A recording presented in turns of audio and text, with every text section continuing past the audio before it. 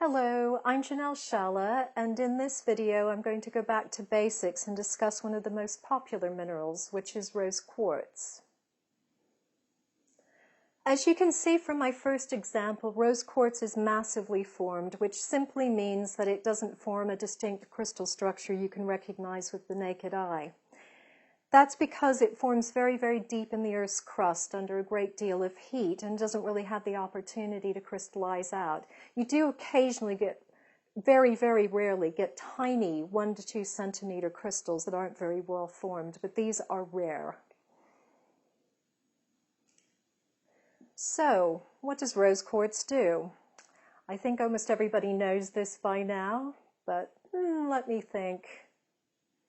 It's the love crystal, isn't it? It's the universal love stone. So we use it to attract love into our lives.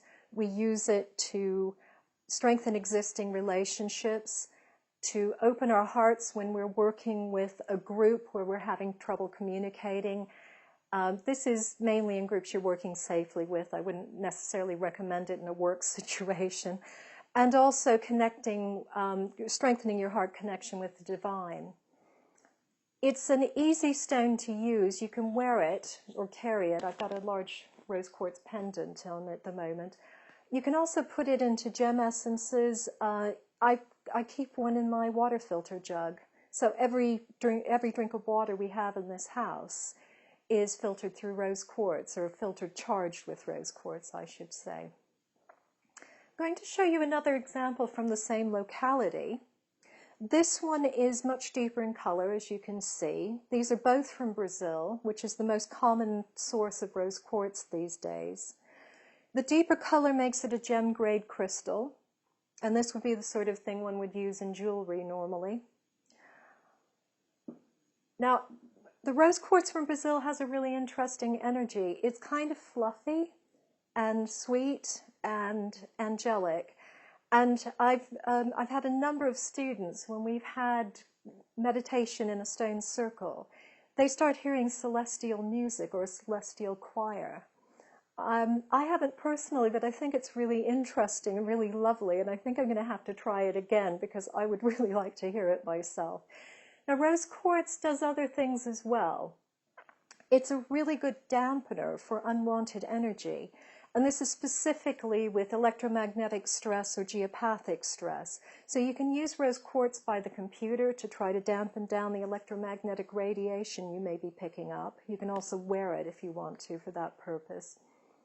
And it's also very good for geopathic stress. So in cases of, for example, an old house where you get a well beneath the house and it's got a kind of energy vortex.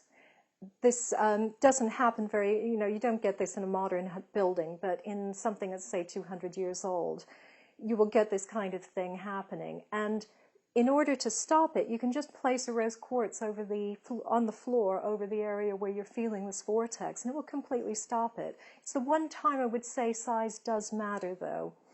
Small piece will sort of dampen it down a little bit, larger piece quite a lot, and if you have a huge piece, it will stop it altogether. Now, there are other localities that rose quartz comes from, but we're not getting very much of it in at the moment. One of the localities is Madagascar, and you get a very different look to Madagascar rose quartz. This is a personal piece of mine. This is very, very clear, as you can see. This is a real true gem-grade crystal, and it's similar to the one that I'm wearing in the pendant. I like the Madagascar rose quartz because I like the clarity of it, and it's also got quite an incisive energy. It's like, yeah, I know exactly what I'm going to do, and I'm going to do it now, and you're going to like it, right? So not everybody likes that. A lot of people prefer the fluffiness of the Brazilian, and it doesn't matter. It's whatever feels right to you.